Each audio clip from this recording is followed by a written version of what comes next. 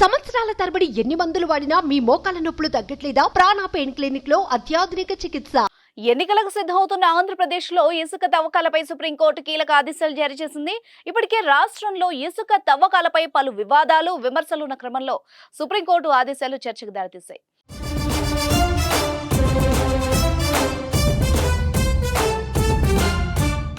రాష్ట్రంలో ఇసుక అక్రమ తవ్వకాలపై గతంలో జాతీయ హరిత ట్రిబ్యునల్లో కేసు దాఖలు కావడంతో స్పందించి ఆదేశాలు జారీ చేసింది. తాజాగా సుప్రీంకోర్టు రియాక్ట్ అయింది. రాష్ట్రంలో అనుమతులు లేకుండా భారీగా చేపడుతున్న ఇసుక తవ్వకాల కారణంగా పర్యావరణానికి హాని కలుగుతోందంటూ పలువురు గతంలో జాతీయ హరిత ట్రిబ్యునల్ను ఆశ్రయించారు. దీనిపై విచారణ జరిపిన ట్రిబ్యునల్ అలాంటి తవ్వకాలను వెంటనే నిలిపివేయాలని రాష్ట్ర ప్రభుత్వాన్ని ఆదేశించింది. అయితే ఎన్జీటీ ఆదేశాల తర్వాత కూడా తవ్వకాలు జరుగుతుండటంతో కోర్టులో పిటిషన్లు దాఖలయ్యాయి. విచారణ చేపట్టిన సుప్రీంకోర్టు రాష్ట్రంలో అక్రమంగా సాగుతున్న అన్ని ఇసుక తవ్వకాలని వెంటనే నిలిపివేయాలని ఆదేశాలు జారీ చేసింది.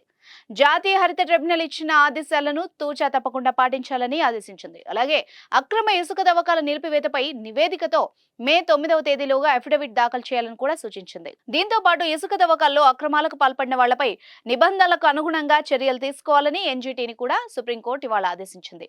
గతంలో ఎన్జీటీ ఆదేశాల తర్వాత అక్రమ ఇసుక తవ్వకాలు జరపడం లేదని అఫిడవిట్ ఇవ్వాలని స్థానిక కాంట్రాక్టర్ అయిన జేపీ వెంచర్స్ కూడా సుప్రీంకోర్టు ఆదేశాలు ఇచ్చింది.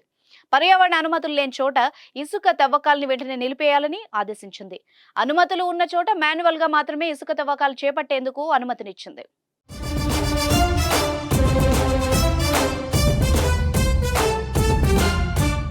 సుమన్ టీవీలో మీ పర్సనల్ అండ్ బిజినెస్ ప్రమోషన్స్ కోసం కింది నెంబర్కి కాంటాక్ట్ చేయండి.